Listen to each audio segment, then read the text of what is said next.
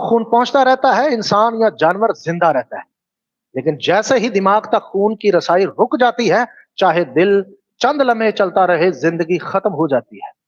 زندگی کیا ہوتی ہے؟ دی اینڈ ہو جاتی ہے۔ اب تو رات میں صرف جو ذبح کا طریقہ بتایا گیا ہے وہ دراصل دماغ تک خون کے بہاؤ کو فوراً روک دیتا ہے۔ تمام ناپاک جانوروں مثلا گھوڑا، اونٹ وغیرہ وغیرہ کے دو نالیاں، دو وینس ہوتی ہیں گلے کے اندر، ایک اوپر کی طرف ہوتی ہے اور ایک یہاں نیچے کی طرف ہوتی ہے۔ دو وینس ہوتی ہیں جو ناپاک جانور ہیں، جو نان کوشر ہیں، اور یہ جڑی ہوتی ہیں ایک اوپر کی طرف اور ایک نیچے کی طرف۔ یہ دونوں دماغ کو بلڈ پہنچاتی ہیں۔ ناپاک جانور جتنے بھی ہیں، آپ سائنسی طور پر بھی دیکھ لیں،